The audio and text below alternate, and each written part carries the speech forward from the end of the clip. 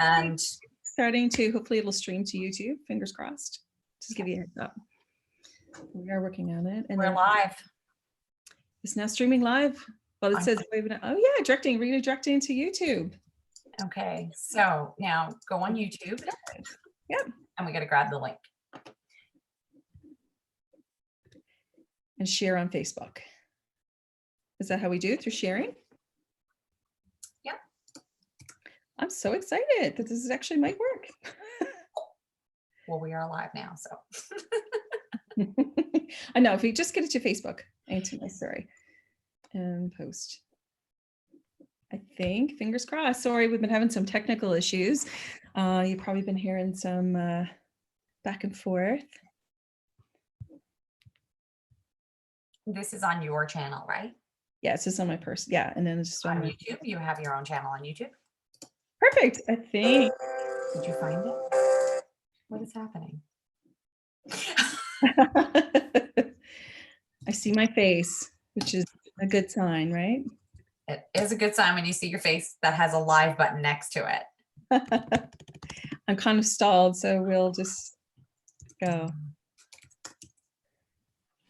Well, this is always, I think, a perfect thing to talk about. You know, what we're going to talk about today, which is stress when things don't go right. But, you know, there's things don't go right, and then there's how you handle those things not going right. You know what? You kind of got to go with the flow. People are so nervous about doing. I'm just making sure this is going. I got you. I get a lot of people who freak out about things not going 100%, or I'm rambling over my words and whatever. So this is a prime example of that. It really is. I learned a long time ago about perfection and how ultimately perfection is probably one of the lowest standards that we can live by. Oh, 100%. Versus, you know, we always kind of have this idea that it is, we essentially kind of think, we've always thought that perfection is like the greatest standard that we all want to live to. But in reality, perfection does more damage than it does good, you know, for us, because it really holds us back in so many ways. I had this conversation with my 16-year-old, just making sure that this is all streaming properly for everybody, so nobody's kind of being left behind. Let me just switch this over to a double screen so people can actually see both of us. So I guess we'll start. Sorry, we're kind of late today, but it seems like there's been a lot of glitchy stuff going on with social media today. I know with Facebook, I've been trying to post a few things, and it's just been kind of doing this a lot, spinning its wheel. So maybe let's get to it, and we're going to post it and repost it. So if anyone's not having, if we're glitchy or something weird's going on, this is always going to be kind of sent out again. So I'm super excited. I know I've posted in advance of that we're actually going to have this conversation. So we're speaking with Tonya Whittle today, who's the author and guide of Wild Soul Living, also an author of Unchained, which is a book that you released. Was it last year? When did you? Technically, it came out publicly. It came out on a pre-launch last year, but it just came out publicly only about 4 weeks ago. Wow, congratulations. Yeah, that's a huge one. And I know, like I said, you're big on empowerment and, you know, kind of living life with purpose and all that fun stuff. And I know we've had a lot of conversations face to face, and we had a great conversation, I think an hour-long conversation last week when I called you and said, hey, do you want to do this? So it'd be really interesting, first of all, because I know you took a huge leap just a little while back, going from the corporate world and saying, you know what, this is really what my purpose is, and this is what I want to do. So maybe kind of tell everybody a little bit about how you kind of came to where you are today. It's kind of interesting. I actually just realized it's not just a little while ago. It was almost 10 years ago. Is it really? It's actually a decade. It is 10 years. So I was actually only 29 years old when I left the corporate world. And what was interesting is that back then I thought that I was so old. And now I'm a couple of weeks from 40, and it's very interesting. But I basically, you know, at 29, I think I had a little bit more wisdom or something, or I don't know if what's the saying that says, you never know if it's wisdom or stupidity. And that's the challenge. What's what makes life so challenging? So I was in the corporate world. I was working in accounting. You know, I checked all the boxes, had a good oil and gas job, pension benefits, all the things. And I was driving to work every day, and I would cry my way to work, and I would cry my way home. And I was, I was great at my job, loved everyone I worked with. It wasn't a bad work environment. It wasn't, things like that. I just really was miserable doing what I was doing. I felt like I was going to work every day and it was a vacuum cleaner against my soul. And that's the best way that I can describe it. And I remember thinking at 29, like, is this the way I'm going to live the rest of my life? Like, am I going to live the rest of my life miserable because I'm worrying about a pension in 30 years and I'm worrying about, medical and dental and things that are not going to matter, because where am I going to be in 5 years if I'm this miserable now? 100%. So that was kind of ultimately what led me to make that decision to say, I've got to try, that there's always a chance to come back and work in the corporate world, so to speak. And that's kind of what I went by. I thought there's always a chance to come back here. The chance to try to do what I love or to find what I love might not always be there. So I just left. I just took a leap. I had no income, no backup plan. And, in hindsight, I probably could have done a few things a little differently. But, I mean, some of us are leapers. And that was kind of ultimately that what really led to that, is that I was waking up and I was going to work and I was miserable every day, and I just didn't think that I could live a life like that anymore. And I thought that there had to be more to life than that. I didn't think that we were born to suffer and die and pay bills and live, some checkless life. Yeah, you're doing this every day. Like, oh my God, Yeah, right? yeah, Yeah. exactly. So that's kind of how I eventually made the leap, was, and I didn't. I mean, in full transparency and full honesty, it was a conversation that I had with my doctor about, whether or not I just needed to, take some medication and forget about it and all this stuff. And it was a very real conversation that I sat there with a prescription in my hand and I thought I could just totally shut this down and just, work another 6 months to a year or whatever and just, see how this goes. But I just knew in my heart that I was miserable and that nothing was going to make that better except for me to go out there and try. I just had to try. I had to know. I said, I don't want to live with regret, wake up someday when I'm 85 years old and wonder what could have been if I tried, if I had the courage to try. So I decided I'm going to try. Oh, exactly. It's the what if. And I think it's a good point that you're saying, like every decade in your life, you're at a different phase. And, when you're in your early 20s, it's the prime time to actually go out and take risk and try, because eventually the kids come around, you got the mortgage, the house, your spouse is, relying on you to have a second income. So it's a little bit harder to kind of just say, shag it, I'm not happy, I want to start over. So sometimes it's just another obstacle that you'd have to overcome. So Totally. yeah, so kudos on you for doing it, I because think I'm one a of big the advocate. things, before we move on from that, is I think one of the other things is that there comes a point in time, and this is one of the big things I hear is, um, as we get older, is vested. Yeah. People are vested. And I think that, there's a lot of people who will be at like in their early 20s and say, well, I mean, my pension and my benefits and like all this stuff. But what ends up happening to people is they'll say, well, maybe in 10 years or maybe in 15 years. But when I start talking to people 40, 45, 50, they're like, well, I've been here 20 or 25 years. So if I leave now, I'll lose too much. And then they're really staying in jobs that they hate, that they've hated since they were 5 years in, but they got vested in their pension, and then Exactly. they spend another 20 to 25 years unhappy because they're vested. Well, it's funny actually. So we just to kind of go off course a little bit. It's interesting that I think it's a generational thing. Like I'm a Gen Xer, Mhm. and I think we were kind of born, you get educated, you get in, you get a solid job, and you kind of stick with it and you kind of move forward. Now, I've always been an entrepreneur. I'm unemployable, is what I say, right? It's like, because I'm a free thinker and I'm a driver and it drives me crazy. I would never be able to just be kind of constrained based on other people's, timelines.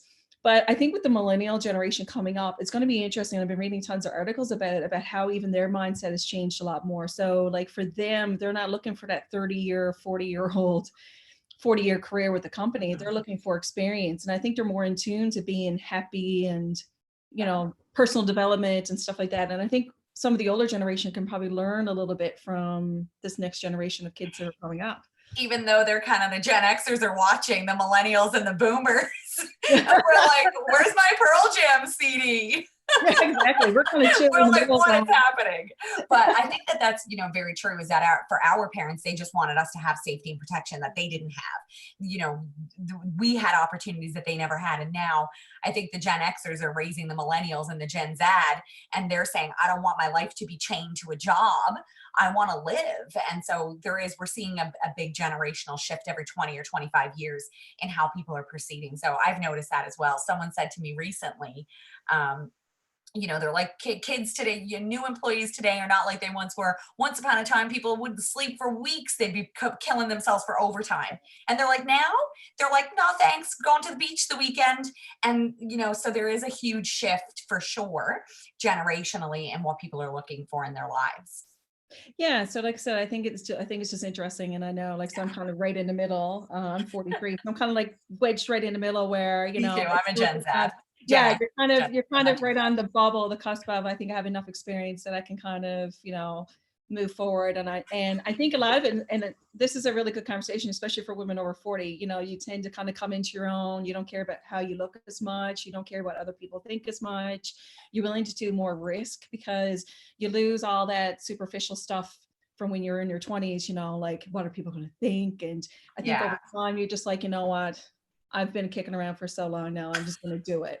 And Yeah, for you sure. kind of get rid of all those like obstacles in your mind, Yeah. and you forge ahead. So talking about that, because like a lot of my clients are moms now, and not to just include dads. I mean, there's lots of great working dads out there as well, but women in particular, and I know that's a huge topic for you and about empowerment of women, especially.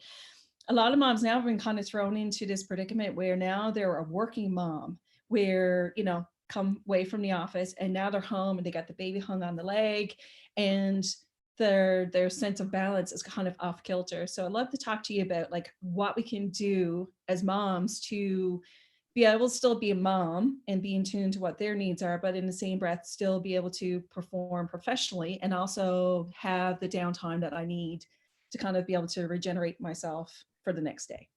Yeah, it's definitely a challenge. I think that realistically, we're still seeing a massive gender divide and a massive gender gap in terms of what's happening in the home life. I feel like women, it's a conversation I have, I mean, every day. Women have been growing exponentially because we've had to fight for our right to exist. We've had to fight for our right to work, to vote, to, be our own body, to get our own bank account. Not long ago, a woman shared with me that when she got her first job, her check was written to her husband. Wow. So, I mean, these are things that even our generation Gen Xers, we would never even imagine what that would be like, to have your paycheck written to your husband, in that. And so we're definitely still in the midst of women have been growing at an exponential rate because we've been forced to. Even that's still a reality, even though, like you said, there's lots of amazing men, there's lots of amazing, working dads, there's lots of amazing parts of that, and we're not seeing that same the divide is closing, but there is still a reality right now is that statistically, I'm talking statistically, women are now doing 80% of the household work, from finances to children to schedules to management, plus they're still working full time. So we've got a very uneven workload, that's now with women with nowhere to go.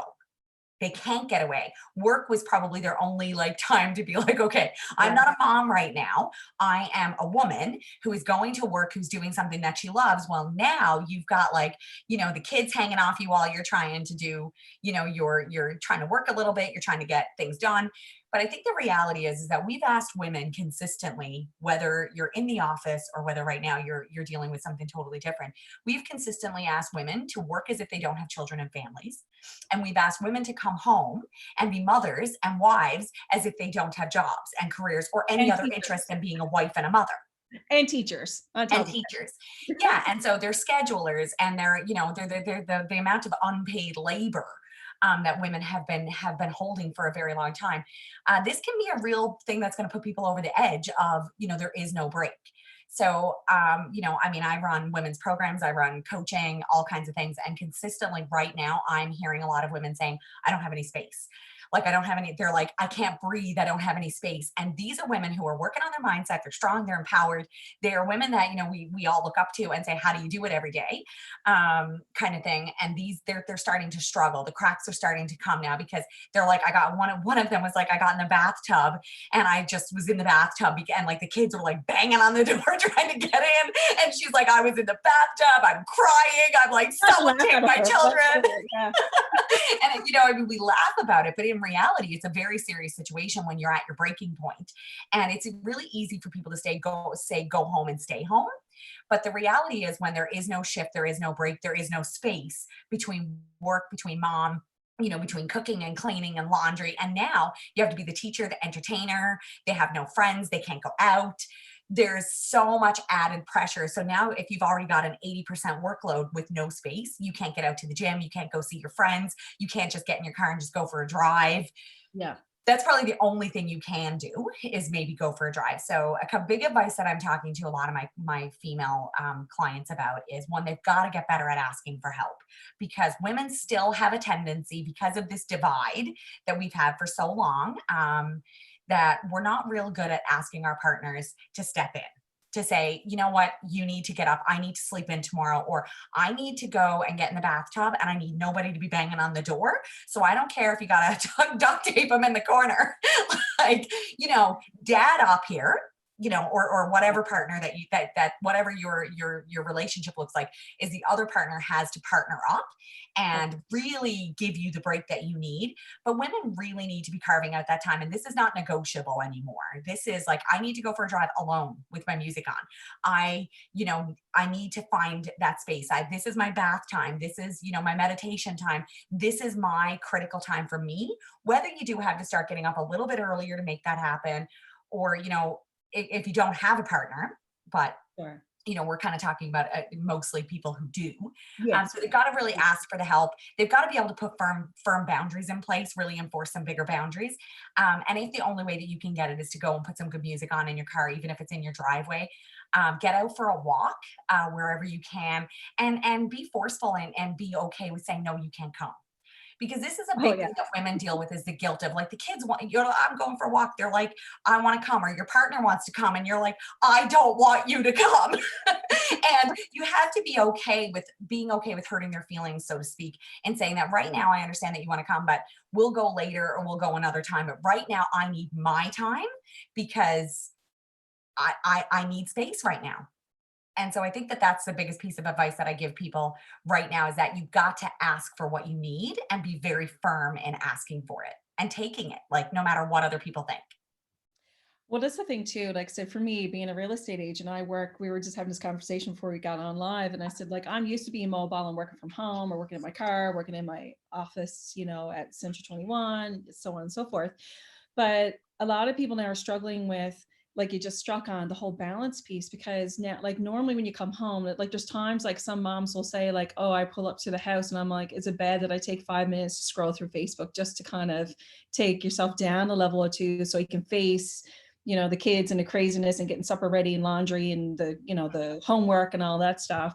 And now that's just kind of layered on top of your workload all at the same time. So, I mean, I've been doing tons of training and stuff from a work point of view. And one big thing is having a distinctive workspace and the family space. And not everybody has that ability just from a square footage point of view, but sometimes it's just teaching your kids a little bit of respect, to say, when mommy has her laptop open and we're set up here in the dining room, you really got to give mom an hour. And then when I'm finished here, then we'll do something. So kind of teach them a schedule and some boundaries, even from a work kind of time, space.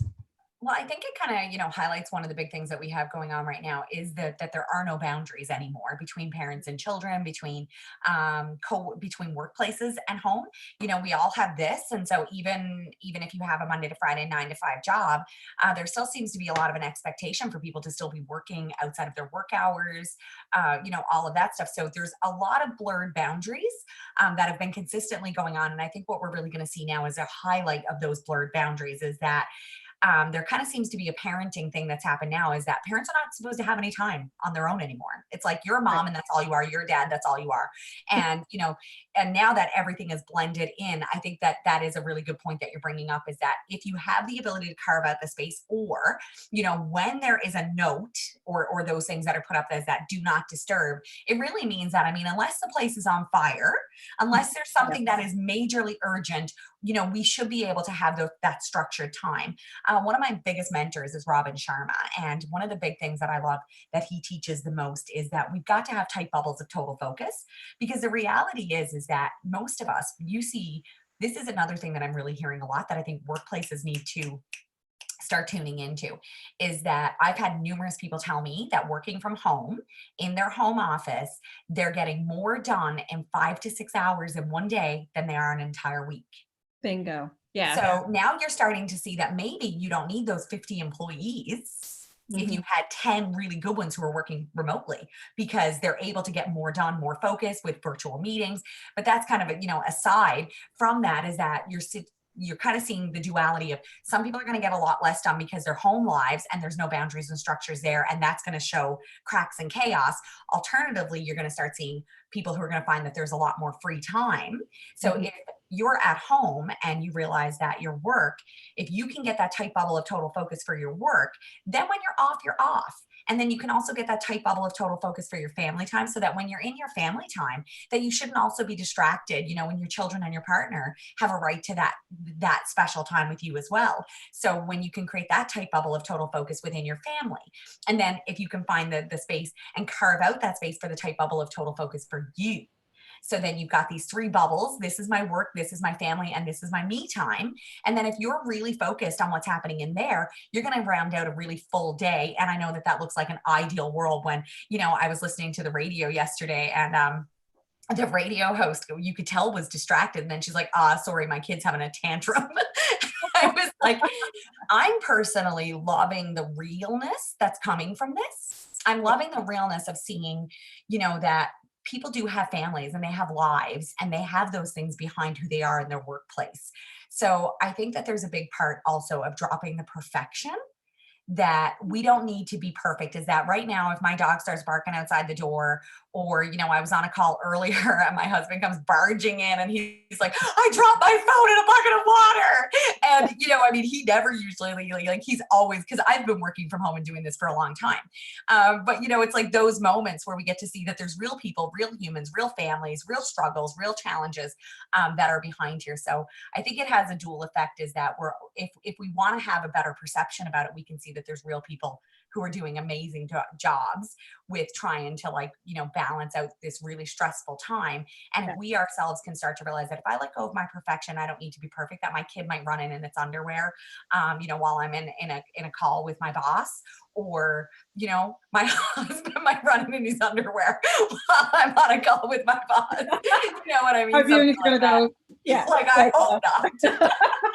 But I think that Yeah. that's really the key, is doing the best that you can to create those bubbles, Yeah. but realizing that, what, there's going to be days that all those bubbles are going to bust all over each other, and that you just do your best. Is that we can't always keep those bubbles perfectly intact. We are all dealing with something right now that no one in the world has ever dealt with, in this time and in this space. So I think that we all need to have that, self-compassion for ourselves, but massive compassion for each other as we're navigating new waters. So not getting frustrated when technology doesn't work, or when someone's kid is screaming in the background, or someone's dog is barking, or, like often happens to me, is one dog barks and then everybody's dog starts barking on the call. It never And, starts, yeah. we got to have compassion for realizing we do our best to create our bubbles, Yeah. do as much work and be as focused as you can in each bubble, so that there's quality work and quality time being done.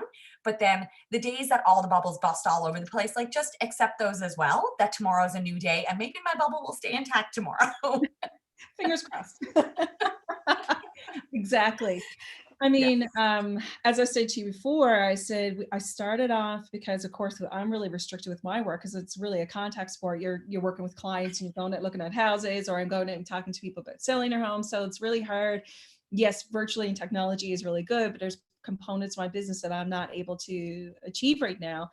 And being my little ADHD, undiagnosed at that, but just crazy thought. I'm like, how do I take this time so that when this is all over and the restrictions kind of go away, and fingers crossed this COVID piece will go disappear and never come back. How do I deal with the onslaught of demands that are going to come at me? Because everything is so compressed now. Everyone's job is going to get twice as busy, a lot more crazy. So I want to take this time to look at personal development. And, like, for example, we've had so many great conversations, and I was talking to my sister-in-law yesterday from a business point of view and pushing forward and momentum.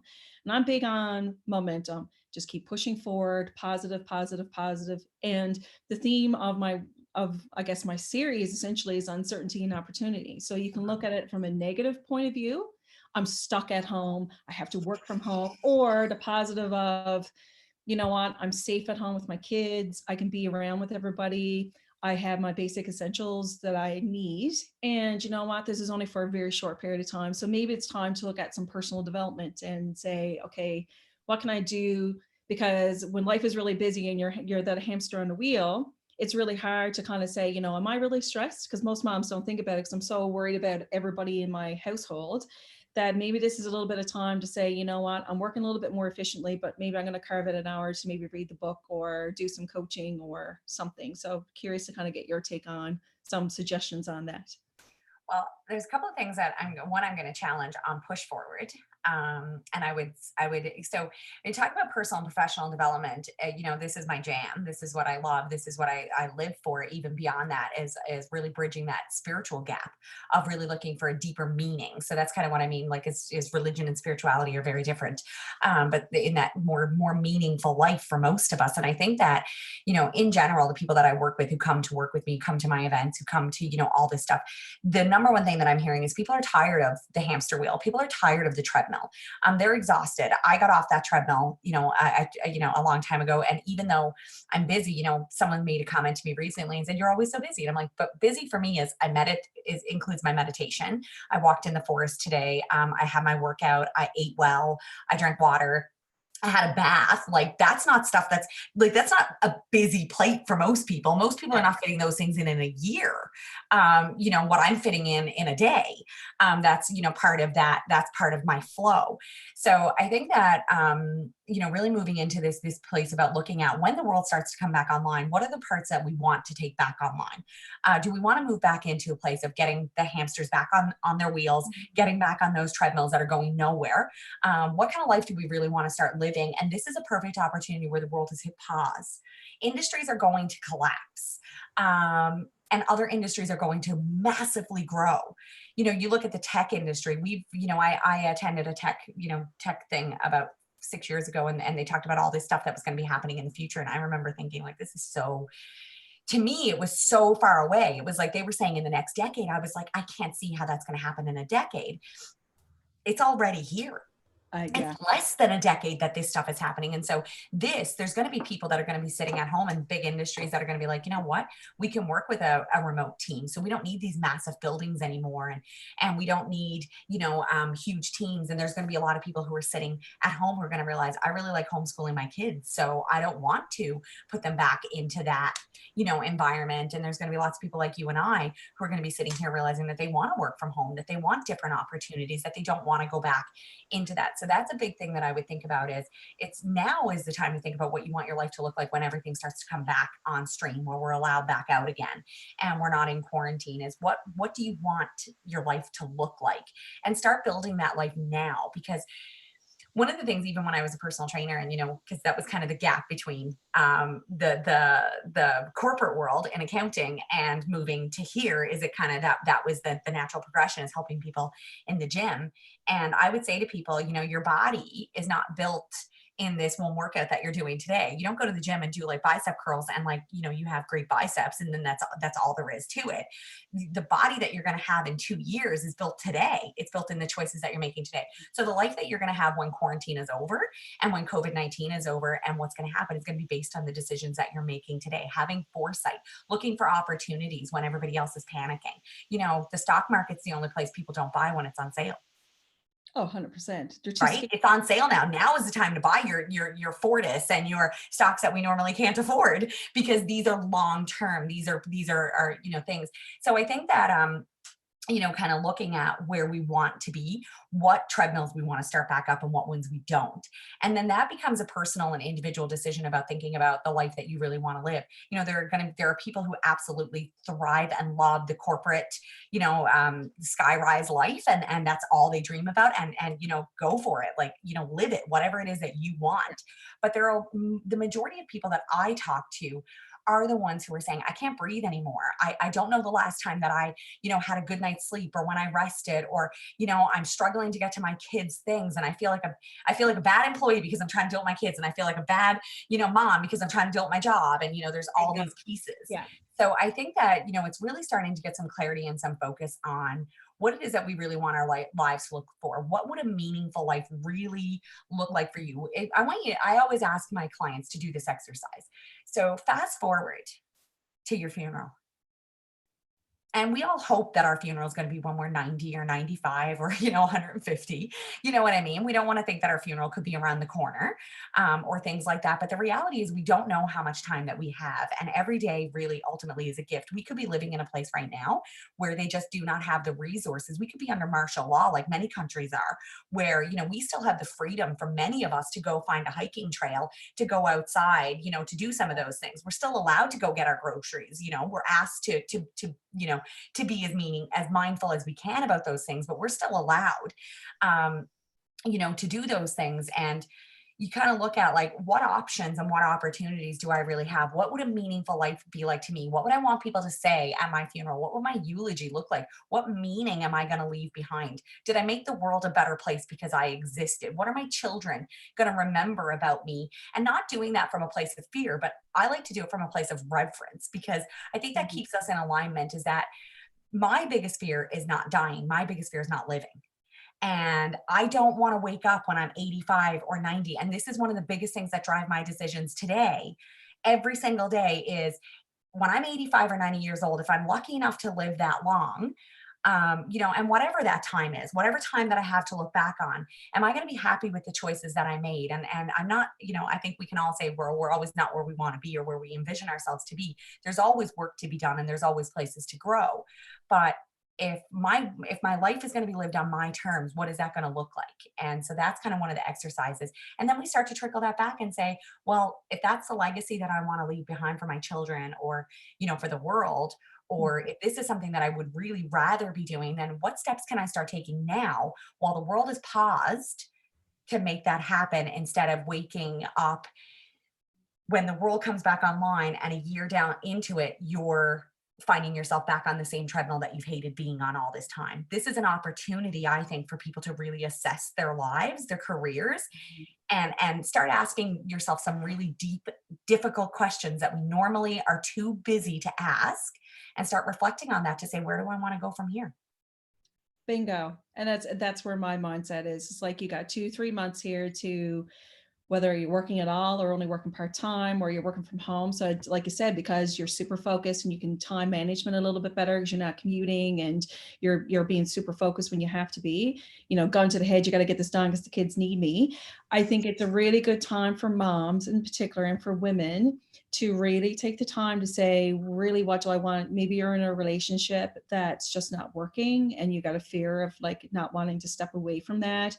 Maybe it's a fear of not asking for more. I know that a lot of women really hate, I know for myself, even with real estate, I hate asking for a business, because I feel like it's icky. And Jennifer and I had a really great conversation about it yesterday about, it's not about asking for business. It's just saying, hey, I feel like I could really help your friends and family because, I give 110% and I feel like I'm good at what I do. So it's having that switch in mindset. And it's even about doing like just personal development. So, it's about meditating, maybe doing some yoga. Maybe it's just, like I said, just, I struggle with meditation. 100%, because I think my mind just tends to go crazy, but You love spirit journeys. So I don't meditate. I spent years trying to meditate. Now I do some hand heart breathing, slow it down, sit in the woods, do those things. I'm all for it. And I think that if you're a master meditator and you can do it, great. But I would meditate and I would be like, stop thinking, you're not supposed to be thinking. And then I'd be like, oh my God, I'm not supposed to be thinking. And then I'd be thinking about what I'm supposed to buy at the grocery store and what I got to do later. And I was just more stressed out oh, trying to meditate than I was not trying to meditate. And I was like, this defeats the purpose. So when I discovered spirit journeying, that was a totally different thing. So, and I'm hosting one this week that you have to come on, because you will love it, because I find it's really great for, the type A overachieving, people who are like, I need to be doing something. oh my So goodness. I know. It's like my it's heart's amazing. doing this, and I'm supposed to be like, I think my heart rate's supposed to be going down when I meditate, and I'm just like, oh my God, I'm wasting time. I was like, totally. I was doing this meditation group and I was like, I'm so stressed out going to meditation that it just doesn't feel right. And then I found spirit journeying, and then I was like, okay, I would actually come out of that feeling like I got answers. So they're totally different meditations. Like, you're looking for the gap. Whereas, spirit journeying is more like you're taking an inward journey, and you may potentially meet like spirit guides, and like you're doing all kinds of really fun stuff, and you're asking questions and potentially getting answers. And it's a totally different process. And I find for a lot of women like me, who really struggle with meditation, that was a good one. But essentially, I think, for women, and to kind of come back to the relationship, I think when you have two people in a relationship and the relationship has cracks, Mm. um, this is really going to highlight this. And I'm going to also talk a little bit for a second about the business side of things. Businesses are going to start showing cracks as well. So it's really interesting to me that there's a couple of things that have happened personally. I'm going to share my personal experience with what's happening, is that people that I saw once upon a time as leaders, who I have really kind of taken a little bit of a step back and realized that there's a lot of fear mongering. Yes. And I'm not saying that we shouldn't be scared. Here's what I believe about fear. I believe we should be scared enough to prepare and to act and to protect our families and to protect ourselves, to follow the rules that are handed out by public health, by our governments. We need to listen to that advice and we need to do that. I'm not arguing that. We need to be afraid enough to prepare, but not so afraid that we can't act and that we become debilitated. And so many people I'm seeing that I once upon a time saw as leaders, CEOs in companies, who I feel have flipped that switch, and they are debilitated themselves, and they are projecting that out into the world consistently. So it's kind of made me go, whoa. So this is a real good time for new leaders to be born. The world is looking for leaders right now. So there are a lot of people who have natural leadership abilities, who have a lot to offer and to share in this time. So I think that this is a really good time for people who feel like that they have a story to tell or something to share, or things that the world is really going to be seeking that at a very high level. In the coming weeks, we're going to start seeing people get really fed up with the news. There's only so much negativity that people's central nervous system is going to want to handle. So they're going to be looking for good news. They're going to be seeking out, things like this, what we're doing today. They're going to be looking for that. And so this is a really strategic opportunity for people in businesses to start positioning themselves in that leadership place, because I noticed that with some leaders, not necessarily companies, but I've also had a very interesting and up close experiences with companies who are showing their values are not in alignment with, because you're starting to see that their decisions are only being made about money. Transactional versus relationships. And it is. And right now, in this time and in this place, when people are feeling like the only thing that you care about is money, when people are stressed, they're losing their livelihoods, people are very stressed right now, and they have a right to be very stressed. We want to find ways to manage and maintain that stress, but if people feel like, from you as a realtor or from me as a coach, if people, all they feel is that you care about is whether or not you can get their money in your pocket, they're going to feel that.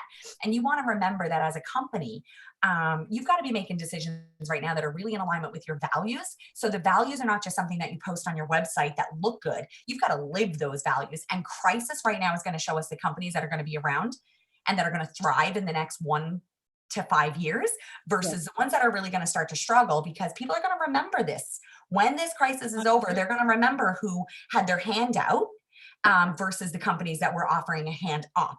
So I think that strategically, from a business perspective, a leadership positions, management positions, women in power, women who want to be in power, women who want to be on top, so to speak, you're looking at that. This is an incredible opportunity to showcase that, is to not, is to have those conversations, to be leaning in a time when most people are leaning away, because people are going to be gravitating towards that in the coming weeks.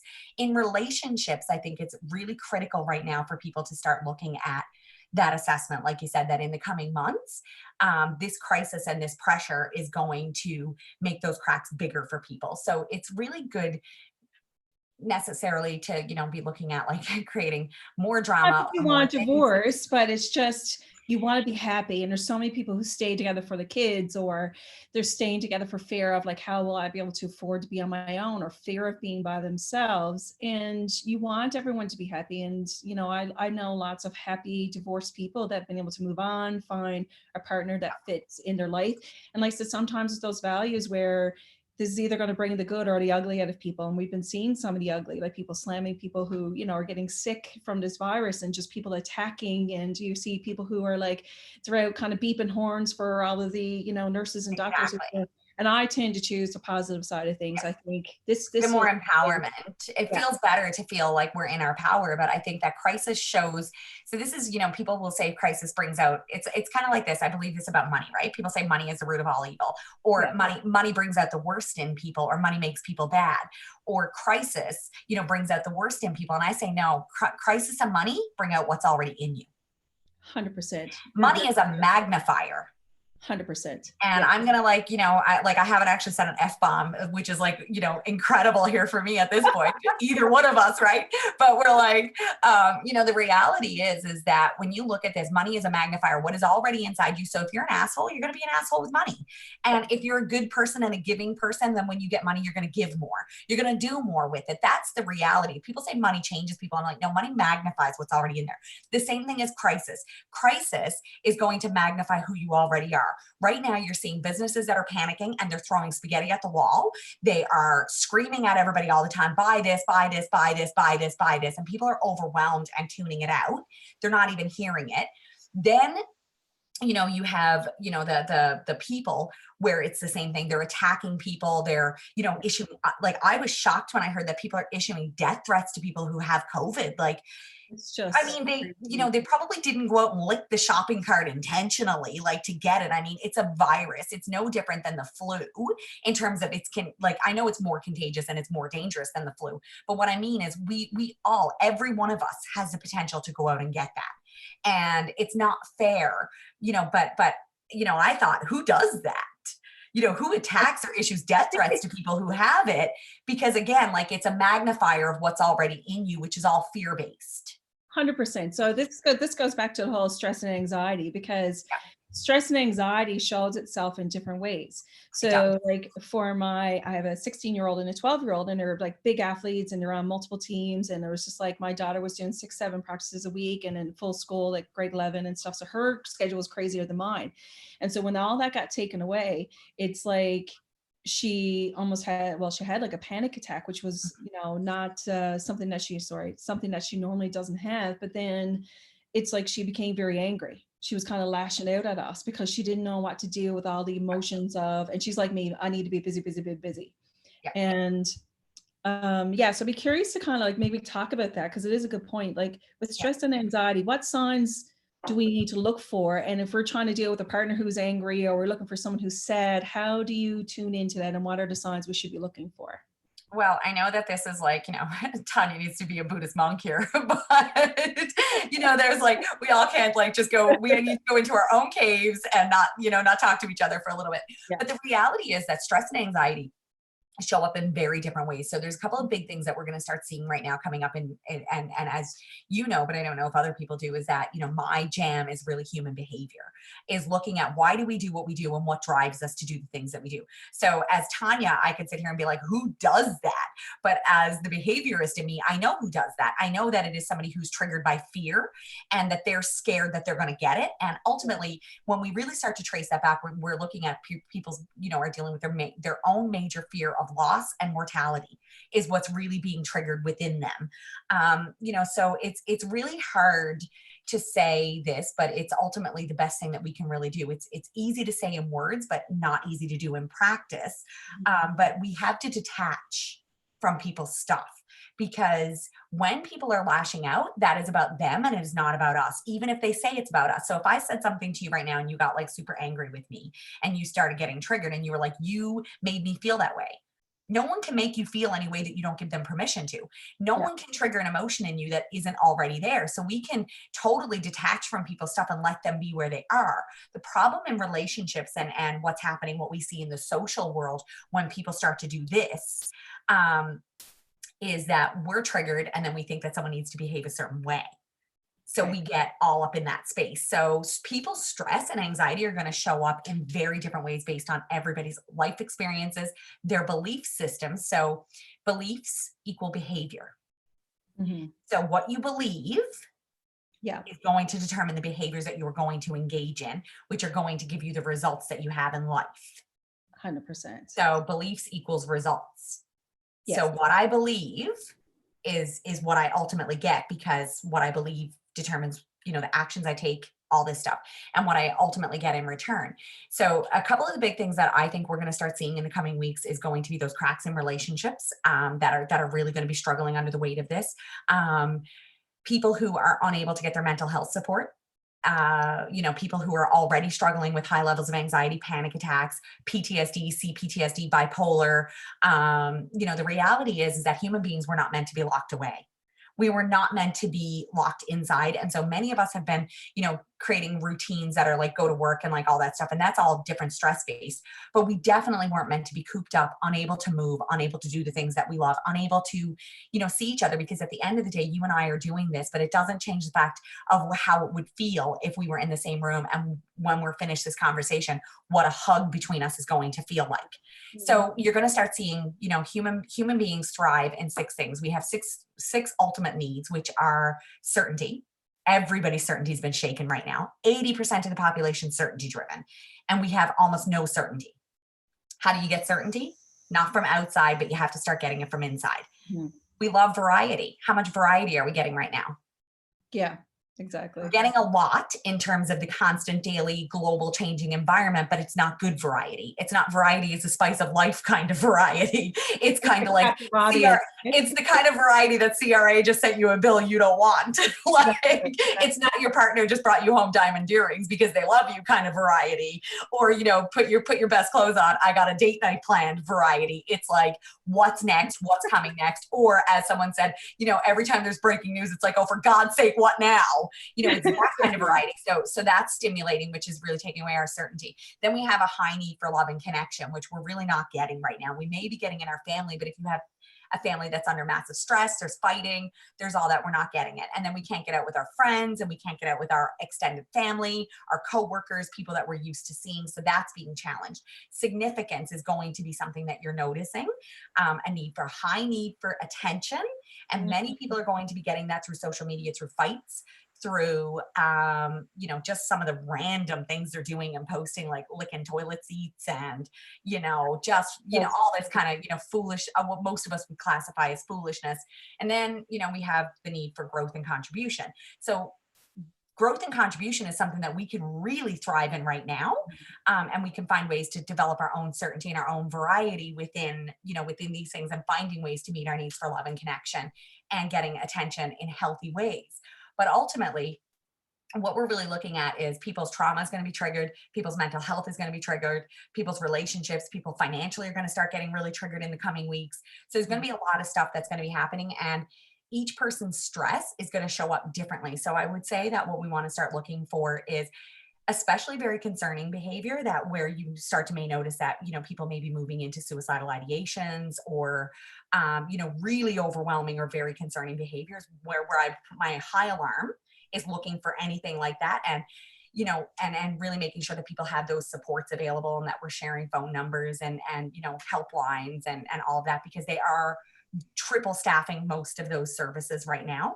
Making sure that you're checking on the people in your life, especially the strong people. We're talking mostly about, strong, empowered, professional women right now. Many of those women are not asking for help, and they're the ones that are crying in the bathtub, holding on to the door. And we want to be making sure that we're checking on each other, that we're having real conversations. Let the masks down, let people in, let people know how you're really doing. If you need that help, reach out for it. And then in the other side, especially for children, the big thing is that you've got like your daughter, why this is happening is the body keeps score. So collectively right now we're going through a global trauma. Yeah. And the body's response system is being activated in flight, fight, or freeze. Right. So she can't move. Yeah. She can't do the things that have always helped her process the world. Mm-hmm. So how can we still give them movement, space, and processing, even though the majority of their things have been taken away? Is it enough for them to do, workout on Skype, or do they need to actually be, brought out somewhere to a field and like run around? You know what I mean? But reality is they need to be let loose, taken on long hikes, go for a run, do things that we're allowed to do. Because we're very fortunate where we live is that Newfoundland, we have endless amounts of space. I'm not saying go down to Bowring Park or Bannerman or these places where you're touching stuff and, other people are around. I'm talking, nature. And really getting out, because the body does keep score. So our body needs to move, and it needs to process what we're doing. So the more time that we're spending sitting around, the more pent up all of this stuff is getting. So, if we start to notice, our partner and our children and ourselves are starting to get that buildup where you kind of need to get out. That's the best piece of advice right now that I can say is, is to get out, is to get out and blow that energy off in the best way that you know how, which will be, ideally through some kind of physical activity if you're able to, because that's ultimately the thing that's going to shift your mindset and shift your emotional state, is going to be a massive state change, which is to get out and do something. Burn off some of Dance that it out, get in anxiety. your car, Yeah. even if it's you have to dance it out, put some music on, even as a family dancing around. And right now, I think one of the big things that people have to look at even is maybe setting some parameters in place. Maybe now is not the time for us to be like, getting into big family. Like, maybe we don't need those big family meetings that are going to lead to like, drama, but maybe putting some ground rules that if you and your partner are super stressed and your children are super stressed, is talking about asking each other, what do you need right now? Like, what do you need right now? Listen to your body. Tell me what you need right now. And then each of us trying to do our best, to meet those needs in the best way that we can. But again, I'm still always going to come back to right now, we are in a times that we've never seen like this before. And so we're all navigating this blindfolded. And realistically, the best thing that we can do is before we react, take a couple of deep breaths, walk away, come back to the table, because nothing is ever going to be resolved, through screaming, through fighting, through any of this stuff. So the best thing that we can do is step back, and realize that when other people are going through something and they're attacking, they're angry, they're frustrated, it has more to do with where they are, and not about where you are, or what you're doing to them. It's their perception of it. So, taking that step back, taking a couple of deep breaths and disengaging wherever possible, because if they have nowhere to go with it, it can't grow from there. And that would be a challenge to the moms or even to the dads to be in tune to your partner, because it's so critical right now that you are in it together in terms of parenting. And then if you feel like your wife is completely just like you're walking on eggshells around them and they're amped up and stuff, like be in tune to that and say, you know what, okay, kids, you and dad and I, we're going to go watch a movie. Mom's going to go upstairs and read a book. You know what I mean? Like understand and be kind of empathetic to where everyone's to at that moment. Well, I think one of the big things that I've also learned through my own journey and navigating, so I don't have human children. I have, two fur bags that, I swear to God, some days I just send you videos. Everybody's like, Tonya, they're not actually like humans. I'm like, you don't know. like, but I always say, even navigating marriage and navigating, challenges through marriage and all of this stuff. I'm still working full time. My husband's, he lost his job with all of this, what's happening here. So he's home, and you know what I mean? So we're navigating a new world as well. But I think one of the big things that I learned through all of my coaching and all the work that I've done over the last 10 years is I actually had to remember, and this is as a woman, so I'm talking to other women. Mhm. So you and I kind of know what we each need, because we're like, of course I know what she needs. If I saw your husband and we were like having a chat, I would be like, of course she needed that. Why didn't you just give it to her? Because I'm Exactly. like, oh, we know what each other needs. We're like, Exactly. why? And so we go, why don't you know what I need? I shouldn't have to ask for it. You should know. Do you have a microphone in my house? I have a microphone in everybody's house because it looks exactly like mine. Same conversation with every mom and every woman that I speak to is like, Yeah. and even with the kids, like they don't read minds. Yeah, like you kind of got, I feel like you're constantly directing and pushing, and you're kind of get into that kind of dictator mode. And sometimes it's frustrating because you feel like I'm a very A type, take the bulls by the horn and get it done. And there's times you're so frustrated, you're like, I just want someone else to make the decisions and take control of it, because I have to deal 95% of my life is like, do this, go here, do that, go wherever. And like you said, it was a really good point. It's the people in your life that you think got their crap together sometimes are the ones who are probably struggling the most, because they're so used to being in control that they're probably going to be more impacted than say someone who's probably more free flowing and kind of go with the flow types of people.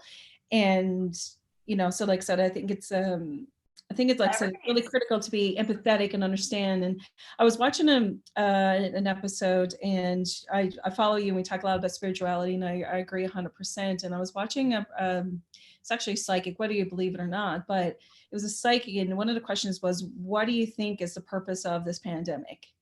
Right? It wasn't like, when is it going to end? How many people are going to die? It was like, what is the purpose? And he said, it's about getting back to humanity.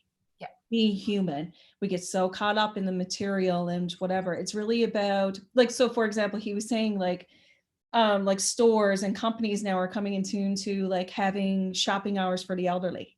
right? Yes. Or doing delivery services that other companies never would have done, and all these things. And like, I would like to see, after this is all said and done, to continue that trend. Think about our Absolutely. elderly, because they're usually kind of pushed to the wayside and we forget about them, right? We're making them more important right now, which is the first time in a long time. It's like one of the things that we talk about, and if you land on our website, one of the first things is right there is inspiring the human spirit. That's what we exist to do, is to bring people back to their humanity.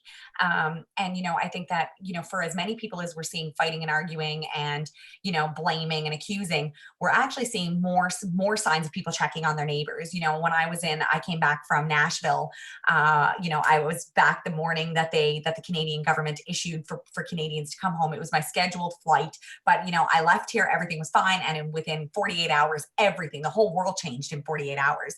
So I came back on my scheduled flight. All my neighbors were checking in. I know that you're on quarantine. If you need groceries, if you need food, if you need anything, my sister was dropping by with things. People were calling to check on me more than anyone ever has. And even just in the last couple of days, I had a bunch of people say, I'm randomly messaging. I know you're good, Tonya, but I really wanted to just check in and see, because I know you're taking care of everyone else, during this, emotionally, mentally, physically, spiritually, you're leaning in during this time. And, I just want to check. And, so these are some of the big things I think is really about bringing us back to that humanity. And I think that there is a lot to be learned from this. Every time the world has pivoted, we've pivoted from some kind of pandemic. We've pivoted from some massive collapse, from a war, from the industrial, from the agricultural to the industrial age, from all these different. We had over years we've had all kinds of revolutions. I don't think that anyone really saw that it was going to be a virus that was going to do this. But this time has been coming for a really long time, is this treadmill, and the way human beings are working and the way we engage with the world and with each other doesn't work. We are not built to live the way we are. People are isolated. One of the Actuar tribe, this woman, Lynn Twist, wrote The Soul of Money, and it's an incredible book. Your sister-in-law, Jennifer Trask, actually was the first person who gave it to me. I'm gonna have to. We'll put a link to that down below. Yeah, it's an incredible book, and it talks about the Actuar tribe, which is still a native tribe in Ecuador. And one of the things that the medicine chief there talks about, and has talked about for a very long time, is the world is living the wrong dream. Hmm. And, we said that collectively, if you believe in the law of attraction, or you believe in the power to create your own world, which is that we have all been working towards this world where, we're isolated, we're in our own homes. It's every man for himself, every woman for herself. It's, this kind of step on other people to grow. We're climbing the corporate ladder at a cost of our soul, at a cost of our humanity. And this was what it was based around, is money is what people are ultimately after. And the medicine chief said the world needs to collectively dream a new dream. And we have the ability to dream a dream where we are really, focused on abundance, lots of abundance. The world is abundant. There's more money and more anything in this world than we've ever seen possible. There's more opportunities. The poorest person today is better than the richest pharaoh, like a couple of thousand years ago. So, we live in incredible and amazing times, that we have the whole world in our fingertips. Like Nostradamus said, once upon a time, Nostradamus predicted that every person would have the whole world in their hand through a device, that he could see that. So, there's always been these big predictions. And I believe that coming out of this, we have an opportunity to do it differently. We have an opportunity to engage with our world differently, to listen to each other, to rebuild communities, to come back to connection, to taking care of each other, to take care of our elderly, to take care of our sick, to take care of our disadvantaged in society, because that's really what it's about. That's what humanity is. Mhm. And we've lost a lot of that in this corporate glass structured, filtered, everybody wearing this perfect mask and putting off this image of perfection. And so I think that coming out of this pandemic, we have a very interesting and unique opportunity to build the world in a way that we really want it to look, and in a world that really caters to our human spirit. And so I kind of have a little bit of a tendency to agree with that. I don't think that this time is on us for no reason. I Mhm. don't think that it's on us. We get to choose what we do with this. Like you've already said before, is that we can take this to be the worst thing that we're living through, or we can look at this as there's going to be incredible opportunities to build a better world for everyone and for ourselves, and to pivot the world right now. And so the world is going to pivot, and you get a choice as to whether you're going to pivot with it. Yeah, or be angry that it pivoted, because that's the Exactly. uncertainty opportunity kind of piece. And just to kind of put a piece out, because as you were talking about, changing the way you do things, like I'm an avid volunteer, and my frustration over the years is that, to give you an example, I'm a big advocate for education, and I was chaired our school council down at the elementary school for 13 years, and then finally both my kids kind of graduated out of the elementary piece. I went over to the new intermediate school that I kind of helped get built down in Portugal, Cove St. Philip's. It comes time, okay, we need parent reps for school council. We literally had 2 people put their name forward. So I had to go around and go to all my friends going, you're going to be on, Yeah. sign here, here, here. I think it's such a key time. Take this moment, all the feelings that you're having and reading the good news that's coming around and all the cool things that are happening, give back a little bit more, because I feel like people are so busy, they feel like they don't have time. Everybody has time. And what's happening is it's getting condensed and condensed and condensed. And the people who love to volunteer are getting burnt out because there's just not enough of you to give. Like at one point I was on 10 committees and I'm going, I can't do it. Yeah. And And that's that's what ends up not. happening is that the people who feel deeply and want to see the world as a better place will be the ones who will lean in and do too much. And this is, Yeah. where I always talk about is, the women that I work with are those women, are the women who got their hand up every time you look around, or, they feel bad because there's not enough cookies for this, or there's not enough for that, or, like there was finding out that there's an old, I mean, I can't even tell you how many times that we've gone out and put together food hampers because I found out that there's an elderly couple who didn't have anything for Christmas, or any of these things that are leaning in, that are always the ones who are showing up and donating and volunteering. And absolutely, and at the end of the day, that's not community. It's Yeah. not community when you have to force people to show up. It's not building and becoming a part of something. And we've lost community. And this has an opportunity for us to rebuild community. Is for each of us to really look at that. And we all have to. I'm not saying that for other people to do this. I self-reflect all the time and say, was I as good as I could have been there? Am I really showing up into my best here? And I was just talking to someone that I know, a really good friend of mine the other day. She's like, I'm doing nothing but sleeping and eating and watching Netflix. She's like, I'm better than this. And she's been doing that for a week and a half. And now she's bored and she's fed up with eating and she's fed up with herself. And, she's like, it was nice for a little bit. She's like, but I got to get moved. I got to do some things. I got to, at least start reading or invest in myself or invest, so she was asking what books to read and things like that. And, it is okay to crash after you've been on for 30 years, and enjoy some of that. But the reality is that this time, this 2 months, 3 months, year, whatever it's going to be that we're going to be here, this time is going to pass anyway. And you want to look at, who do you want to be?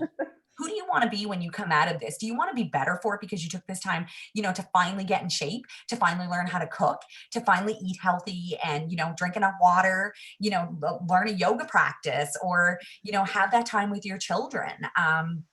These kinds of things. So, the time is going anyway, and you can either spend it and get to the end of Netflix and be in a worse emotionally, mentally, physically, financially, and spiritually place at the end of this, or you can use some of this time that you've been given as a gift, because when in history is a government going to pay you $2,000 to stay home? Oh, 100%. I mean, especially for self-employed, we'd never ever had that safety net. It was like never ever had a just safety had net. to work.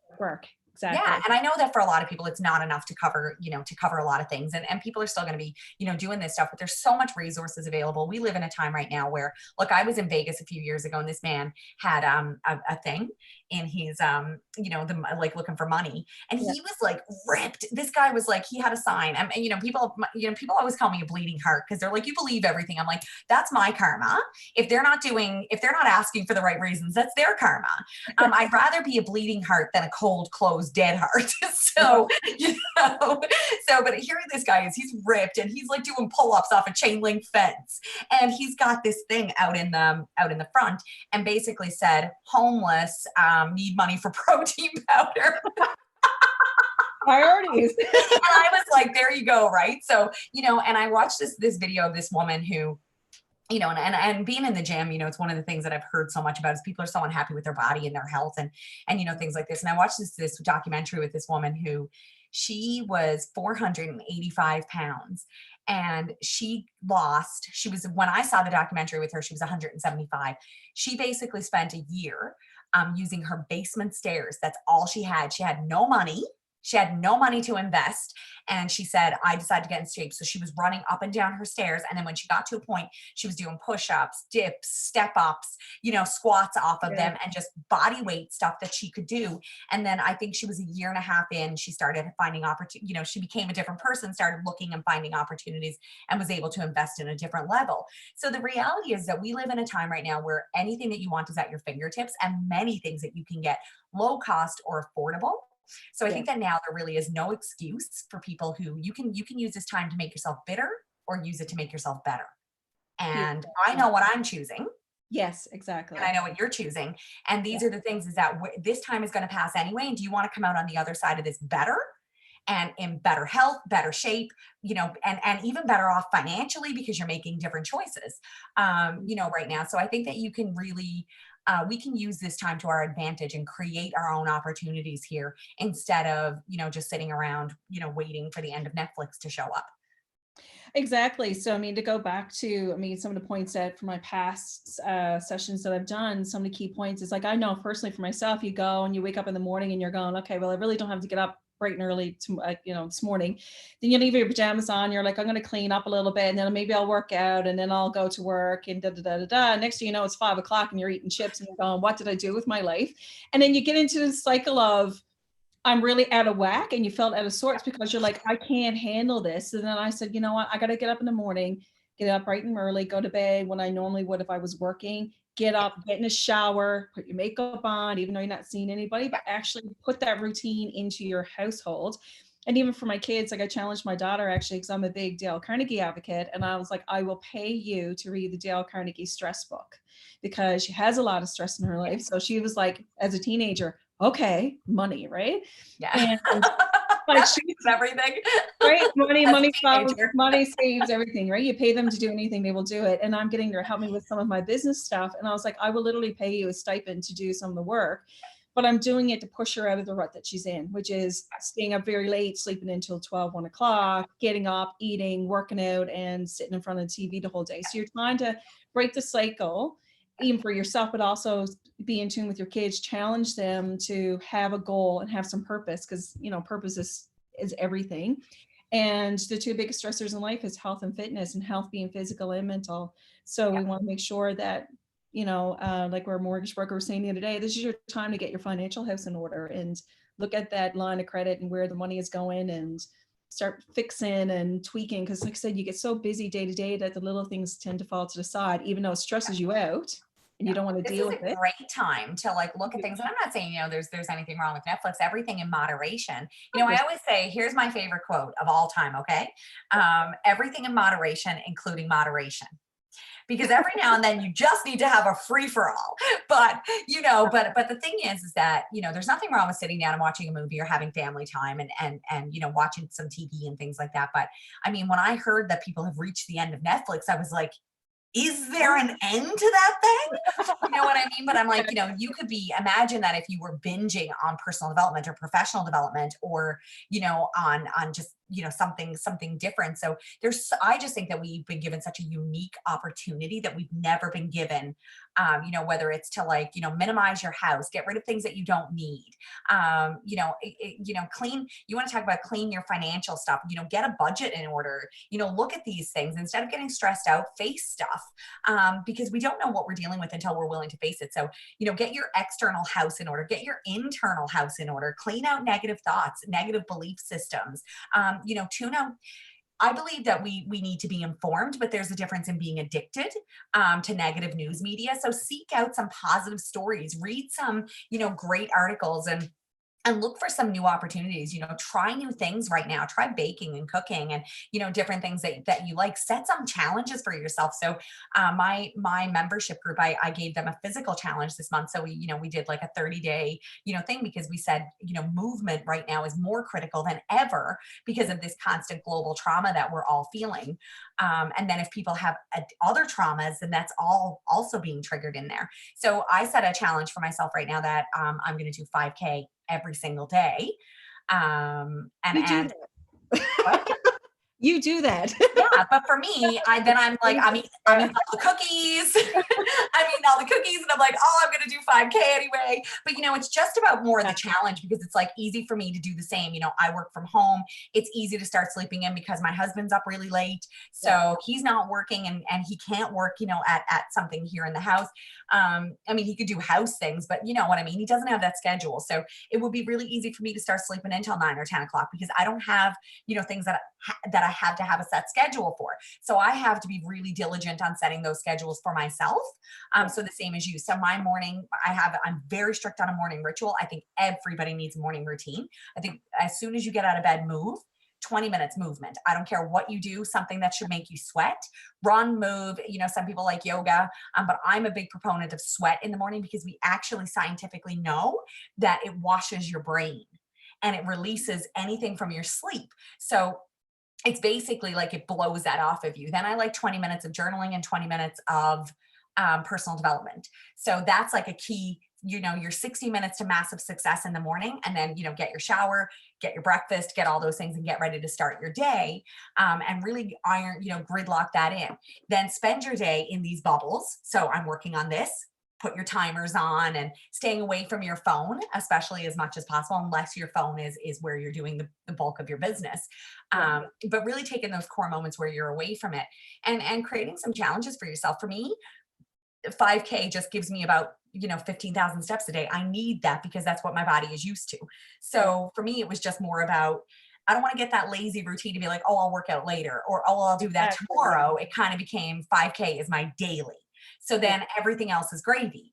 And then I love, one of my big things to do, if you want to talk about reducing stress, and I'll move a little bit more into my spirituality here, into this piece. And I think that this is a piece that is extremely important that very few people realize, is that energy is transferable. We are not just human beings. We are energetic beings. And our energy, so when we go and we do things, we leave pieces of ourselves everywhere. And everyone that you've been around or had a conversation with leaves pieces of themselves everywhere. So imagine that you're going through the day, and your partner and your children and your pets and all the stress, and the person from the bank and the person who didn't do this, and all these things start to collect on you. What do you think happens by the end of the night? Why you feel so tired and so drained? 100%. I say to my husband all the time, even with my work, you're so in tune to what everybody needs from you. And you're like, do this, do this, do this. And you're trying to, and like I said, we're dealing with so many personalities. By the time you come home, you're like, I'm exhausted. Yes. And And it's then just you mental just exhaustion. you flake because you're just so burned out. Yeah. Yeah. But the reality is that most people's energetic body, which kind of surrounds our physical body, is bogged down. Imagine that it's carrying all these things all the time. And if you've never learned to clear it or do anything with it, you don't know how heavy it is Right. until you actually start to release it. So every night before I go to bed, and this is something I encourage all my clients to do. So anybody who's watching this, or you or any of us, this is one of my favorite things to do, is when I get in bed at night, I think about 3 magic moments from the day. No matter how bad the day was, I always kind of think about three good things that happened today, or 3 things that I can reframe to make them, like an opportunity, or something good came out of it. So I look for 3 magic moments, and then I visualize, like almost like, I have a whole process for this, which I won't get into because it's a bit, but basically you just kind of energetically close your day. So you see yourself releasing anything that got done and anything that didn't get done. Because what ends up happening is that when we don't close the day and we don't release it, we go to bed, and our dream time is processing. 100%. So Yeah. why do you wake up more tired in the morning than when you went to bed? I was a terrible insomniac, actually. And to the point I was probably getting 5 hours sleep. And that's what it was. I was like, half the time I wasn't even dreaming, but what it was is like, you wake up in the middle of the night and you're literally like, there's so many things. Not that I was stressed per se. It's just like, No, it's always on.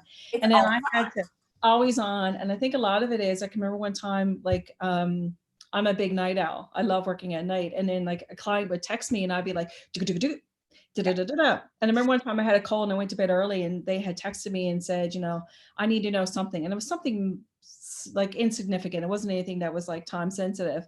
And I got up the next morning and I read it, and it was like, hello, question mark, question mark, question mark. Are you there? And I'm like, I'm training people to literally text me 11:30 at night and want instant gratification. And I'm like, I got to stop that. So now it's like, I'm getting better. It's usually 10:30, but at least it gives me time then to kind of like, I literally leave my phone downstairs and shut off and just kind of, I turn off all my notifications on my iPad if I'm reading or doing whatever. Yes. I had to put some mental boundaries, and I found it shifted Mhm. everything that I was doing in my life, and my sleep got better Yeah. because I wasn't People taking it. have this new expectation now, and this is one of the other things that I'm hearing from a lot of my clients is now that they've been moved home to work is you have the challenge of people trying to get things done with their kids, but you have the other challenge now is that workplaces and companies and management knows that you're set up from home. So there's no off button for people from working anymore. So people are waking up at 6 o'clock in the morning, and that was supposed to be their workout time, and then they check their email, and next thing you know they're knee deep in something from work, or they're trying to get their kids breakfast, and people are messaging them or calling, and there's none of that off button. So that becomes out again. It comes back to no different than asking our partners for what we need. We have to set boundaries with those workplaces and say, you know what, like, this is when I'm working, and if and we kind of got to put it there because Yeah, we train people how to treat us, and we train people to have expectations. And so I always tell people trade your expectations for standards.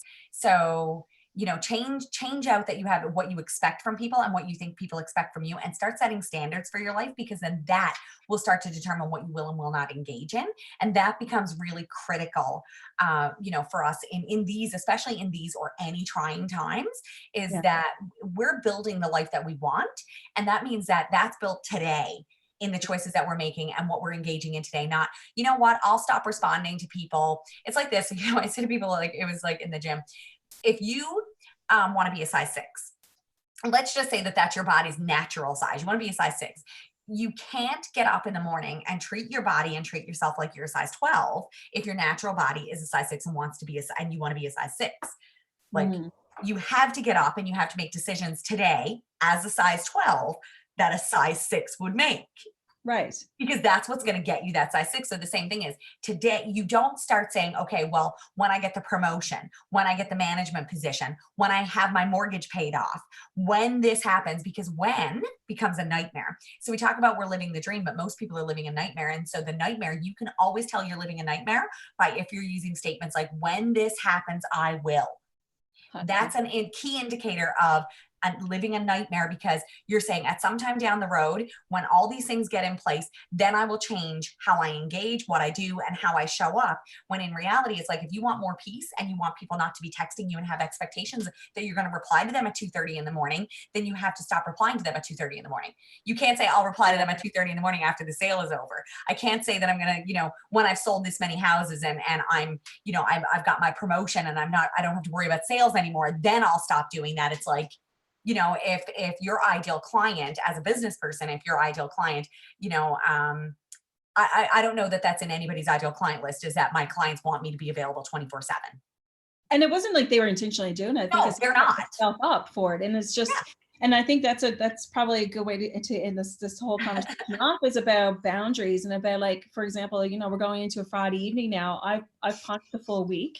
I had a couple of closings with clients. I've been doing all these webinars. I got webinars set up for next week, which is already got that planned. It's Friday. So now it's like Saturday and Sunday. It's going to be, maybe I do a few things around the house. I purge. I'm planning on trying to clean up my office here, Yeah. which is a bit of a state, and just do stuff with the kids, and maybe go for a drive and go do a hike that's probably not in my community, go a little bit outside of. So it's all those things that I think everybody kind of just needs to take a moment. And even if you got to, like I said, do up a little schedule for yourself and say, you know what, I got to work from here to here, then I'm going to take time to cook, whatever it I is. think So the big thing for people is in seeking balance, there's kind of a part of me that always kind of thinks like balance doesn't exist. I don't think in some ways. I know, that always goes, people always ask me, Tonya, come into our office place or come into our workplace and teach us about work-life balance. I'm like, it doesn't exist. And thanks for coming to my TED Talk. Like, but balance doesn't exist in the way is that right now, whether you're working from home or whatever you're doing, the reality is that there's going to be times that your life is going to need you more. Your children are going to be sick. They're going to go through challenges. They're going to go through struggles. Your marriage is going to go through challenges. We're growing. And, many of us, especially you, like, I don't have human children. but like, most of women my age and most people that I know, they have aging parents and young children. So it's the first time that we've seen that dynamic of people who have a lot of responsibility. And the reality is that your parents and your family are going to need you more, some days, and your business is going to need you more some days. So your family has to be understanding of that, and your business has to be understanding of the other side. So I think that it's kind of the best way that I stopped seeking balance. When I found balance, it was because I stopped seeking it. I started to realize that there are going to be days when every bubble I got is going to be bust, and everything's going to be everywhere. And sometimes I'm going to have to drop everything and deal with my dogs. Sometimes I'm going to have to drop everything and deal with my family. There's going to be a crisis sometimes. Sometimes someone's going to be sick and need something. Or some days I am going to be burned out. I'm going to need to get up in the morning, and I'm going to have a bath at like 10 o'clock in the morning, and I'm going to start drinking wine at 2 in the afternoon.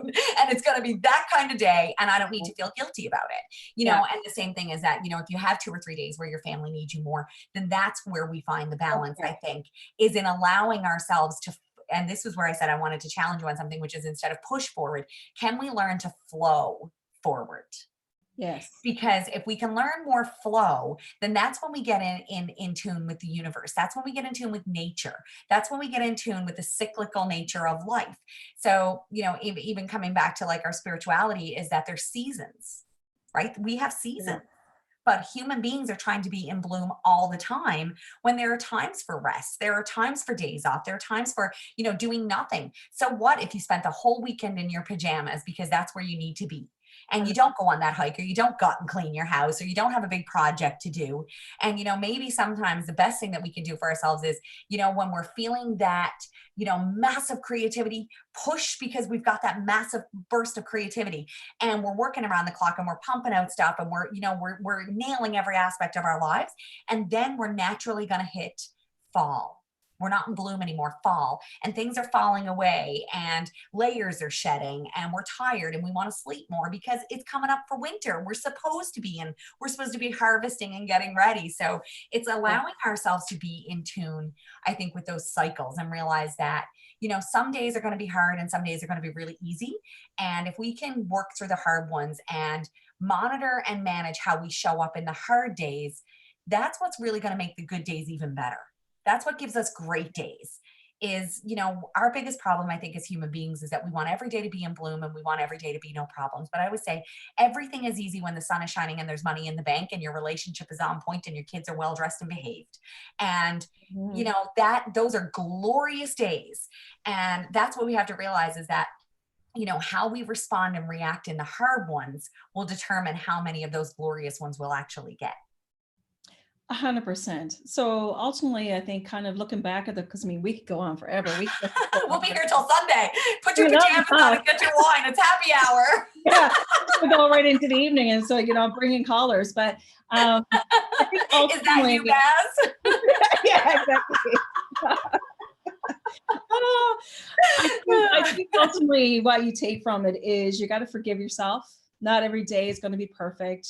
Drop the guilt, ask for help, and Yep. just take it a day at a time. And sometimes, people who are struggling with a bit of the mental piece, sometimes it's hour by hour, it could be minute by minute.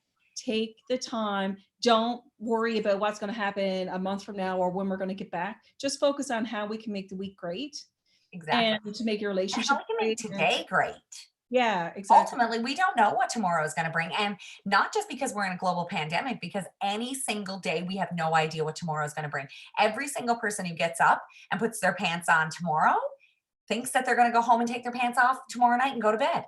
And not everybody is. And that's every single day around the world. And so if we learn to live more for the present, and making today great, and really starting to ask ourselves, what do you want your relationship with your children to look like? What do you want your relationship with your partner, with your business, with your employees, with your friends? What do you want that to look like? And implement those things today.